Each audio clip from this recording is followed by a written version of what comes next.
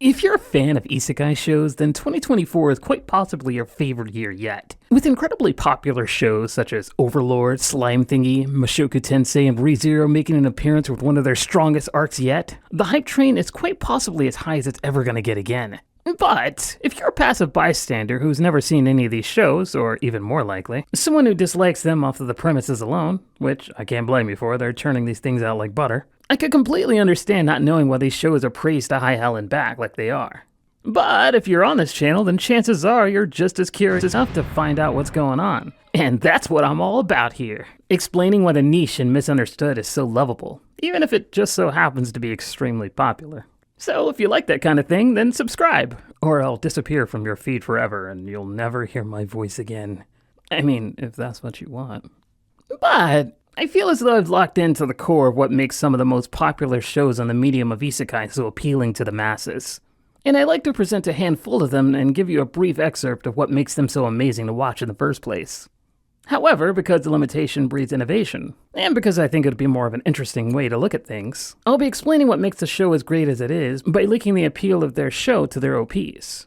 Intros are always meant to give you a vertical slice of what you'll be getting into in a show, and I feel as though the best series know exactly how to make their intros pop. When there's so many things vying for your attention, animation studios know a catchy tune and the most delightful visuals your eyes can set sight on are exactly what it takes to draw you in. So, without further ado, let's start with Overlord, in my opinion, is potentially one of the hardest shows to get into out of everything I'm covering. There's quite a bit of things going on just beneath the surface that you have to pay attention to in order to enjoy the full story it's telling.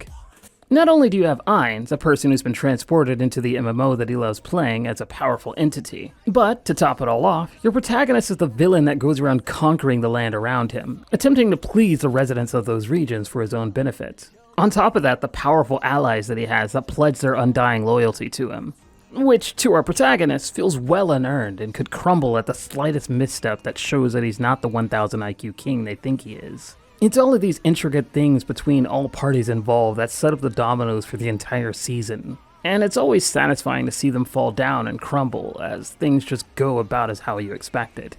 Ainz, to the people of this land, is pretty much an untouchable god, several stages higher than him in intelligence and power. He commands an entire army that is leagues above any other nation, but it's where they clash with the interests of different factions that drive home all the falling domino level of mayhem. There's kings wrought with avarice, big players with the underground scenes that flex their power at the slightest of problems, treachery and deception between alliances that you see for characters that have a decent amount of time to be built up in the background, ones that you can genuinely feel for considering how, in any other show, their struggles would be the plot point of their own story.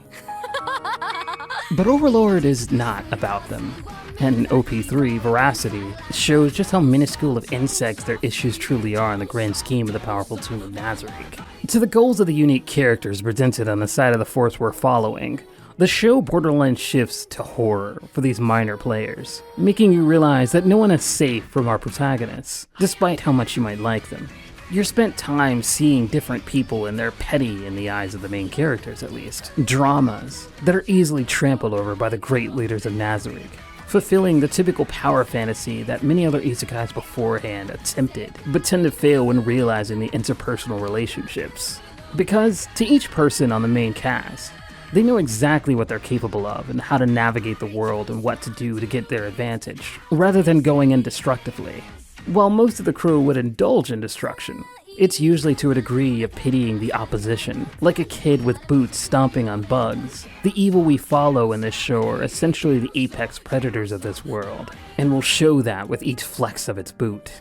Which is why the opening of Veracity's music coming in being bombastic and bass heavy to our main character simply walking in menacingly, and other supporting opposition looking as though they have been backed into a hopeless corner, not only hits hard, and goes greatly with the show's overall theme, but also just plays into that idea that characters that you've come to grow attached to will be at their worst moments when confronted with these gods among mortals.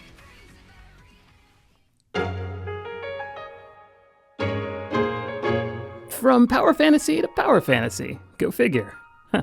But this one, at the very least, is a lot more cheerful, as you can probably tell from the song. It's honestly quite interesting too. because between these two stories, there's so many similarities yet differences. Both the main characters from their respective shows are quite powerful, with Rimuru being a slime that can take abilities of anything that it absorbs. It also centers on a wide world of factions and nations with their own motivations within the surrounding area. Where slime seems to differ quite hard is where the nations seem to clash. We see many different creatures from adorable goblins, oni orcs, even some vicious direwolves, that all become allies thanks to the main character's intervention. Rimuru is a very diplomatic guy, wanting what's best for everyone around him, being a resurrected salaryman from another world. Unlike most main characters in the medium, he pushes the story forward himself by uniting the divided non-humans in the area, making the political intrigue of running a nation from the ground up. Each species has their own issues and strengths when it comes to encountering Rimuru as a threat, and it's often a fun watch to see how things are eventually de-escalated, then talked into joining the alliance. Because he doesn't just start out as a powerful entity that unites all demi-humans of the forest. He slowly has to crawl his way out from the weak little slime that he is, living off the land and slowly becoming competent enough just to move around on his own. And while he comes with a pretty overpowered kit of abilities as a slime, he still claws and fights his way for every bit of power that he has, including his alliances and the allies for his city. Of course, which you can see being built in, I guess this counts as a spoiler, huh? But genuinely along the way, you'll come across some endearing little critters like Gopta, the cute little goblin guy that has a heart of gold, and Best Boy Ranga. You can't fight me on how adorably loyal this guy is, and he deserves that spot.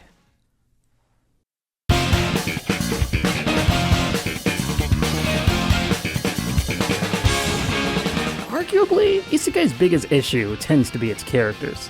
Something that is often kicked to the curb to make way for the world to be as fleshed out as possible. Something that unironically makes everything seem more flat and uninteresting. Konosuba, on the other hand, while being a parody of the genre itself, tends to fill in those holes quite well. Especially given the fact that the comedy is, well, actually pretty funny. Most anime humor tends to not be very amusing to me, having a heavy reliance on slapstick comedy or relying on something sexual, which I guess is meant to be funny in Japanese culture. Each joke builds upon these characters, not just to flesh them out, but highlights what makes them as great as they are. Dynamics between the idiotic and overconfident goddess Aqua, the over-enthusiastic and childish Megami, the masochistic and, I guess, indignant Darkness, and the pragmatic but degenerate Kazuma really lend a natural charm to any situation these four find themselves in. Top it all off with the found family dynamic between them, and it gets just about as much heart as it does charm. I had mentioned before that I find sexualized moments in anime unamusing, and while this show tends to crank that up to 11, the butt of the jokes don't tend to linger on the acts of lewdness itself as funny, but rather how each character both reacts and interacts with the situation, such as the running gag of Kazuma having a maxed out luck stat, and when attempting to use a skill that steals a random item, hoping that it steals gold in a bet, ends up stealing, well, you can see what's on screen. One predicated not on the fact that he just accidentally assaulted this woman, but stole something that he would have found even more valuable than the gold that she had on her. And this isn't just a random occurrence that goes unmarred. Each of the members of the Adventurer Guild regard him hilariously as a perverted person despite the accident. Something that would have likely been handled much less funnier than every other show. But it's more than just silly jokes and character building. Each of the main four go on quests together and encounter the world around them in exciting ways of adventure, one that constantly changes the status around them, from defeating demon generals, kinda, to going around getting free houses, kinda, and becoming rich, kinda. The OP Tomorrow gloriously conveys the type of silly adventures that the party will go on, the antics that they will get up to, from their reactions to the challenge, to the crazy plans that they tend to do in order to pull them off. Each arc and the episodes that encompass them are a blast to sit through.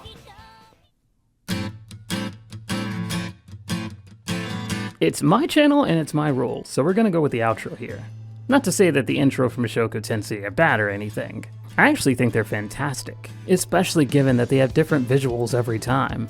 But one thing I will say about the outro is that it does a wonderful job of placing me in the shoes of our protagonist, someone who's been given a second chance at a life that he doesn't want to waste. Feeling that sense of longing for a past that has been long forgotten that he wishes to change to be better. Wishes he can do anything that could change the person that he became. But it's beautifully juxtaposed with the second chance that he has on life. The things that he feels hesitation on. Rudius was reincarnated into another world from a life where he really let himself go, going from a smart kid that seemed to have a bright future ahead of him with his intelligence, but slowly faded away into mediocrity from not trying hard enough, then eventually tried to shut himself off from everything, just to become a 30-year-old NEET who plays video games and watches anime all his life. And truly I believe that Mushoku Tensei is the closest that any series comes to a truly good reincarnated into another world type show, because it takes us through a journey of an obviously very,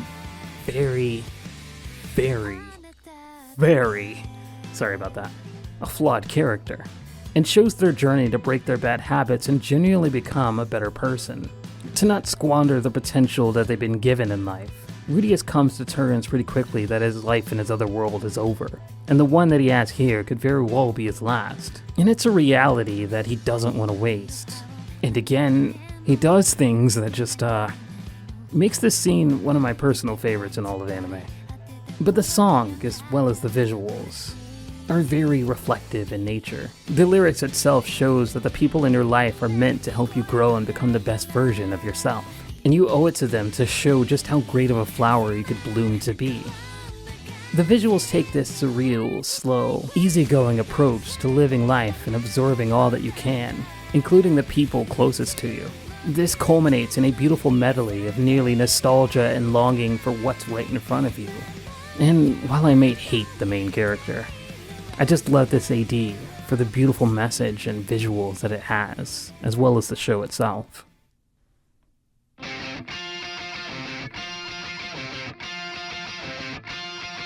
ReZero. The ups and downs this series puts me through. Out of any series that I enjoy, this one pretty closely feels like it scratches an itch for me that I didn't even know I wanted to scratch. Being about a kid from Japan that is sucked into another world without any idea of what he's supposed to do, or even how. Isekai at the time of this series coming out was a bit of a staple, and while this show wasn't in the parody genre like Konosuba was, it was already starting to become quite saturated, even in 2016 apparently, which was 8 years ago. Bet you feel old. But the author wanted to reflect the pain and turmoil that would come from being ripped from a world that you're familiar with and sucked into one that is completely foreign, trying to forego the heavy-handed tropes that come from the medium, while still trying to pull the readers into that familiar world of Isekai itself. His attempts were to subvert the common storytelling plot hooks that would be typically found, and replace them with what he would feel a real teenage boy would be like if they were brought to an unfamiliar world, letting the characters take front stage in plot relevancy, rather than letting the world itself do that. And while the lore is incredible in this show, it never feels as though you're forced to know what's going on in order to understand the story. Much like Groundhog Day stories, or video games, Subaru is able to return to the last checkpoint he reached before dying, both to try and figure out the circumstances of his death, as well as trying to navigate this foreign world. Characters in this show actually feel like people with underlying motivations and suspicions that drive them forward. Subaru's interactions with many of them come off as incredibly awkward and hard to watch sometimes, but to the people of Lagunica, it shines through the protagonist with this charm. And I don't think I can sell just how interesting and well designed these characters are through my accounts alone. In the first OP, you can see Subaru dying over and over again as time resets. But through grit and determination, he carries forward not just to persevere and find out what's really going on, but to protect his newfound family and the people he's come to know and love in this world. A task that seems impossible and daunting for just a kid like him. He's crushed under the weight of not having any special edges that he himself could use to get the upper hand on these hyper-powerful characters. Even though the people he wants to protect are 10 times stronger than he is, each death he has and expends only adds to having the knowledge to press forward in his ideal world. He uses his cycle of death to prevent the tragedies that befall the world with his wit, rather than just simply giving up and letting the terrible things happen to the people he's interacted with. While most isekai follow a power fantasy plot hook, showing the reader an escape from everyday life, the show carries that through the main character, giving him the burden of balancing who he is and what he can offer the world around him as he is himself. After all, that is all he can offer to those who are closest to him, not just a random power boost that allows him to blast all the bad guys away. And that is what this OP oozes to me. A man with determination who wants the best ending and is working hard for it. Something that you should be doing. I'd love to keep going because I love isekai, but I fear as though I probably shouldn't because it'd make the video too long. Besides, there are other genres that I'd like to cover if you are interested. Let me know. But if you could do me a tiny favor, you see that like button? Mind hitting that, and subscribing if you hadn't? I'd really appreciate it. I'm a tiny little small creator, so if you made it this far into the video, then I must have done something right. Either way, I'm Blinkehyo, and I appreciate you making it this far. Thanks for watching, and I hope you have a wonderful day. Take care of yourself. I'll see you tomorrow.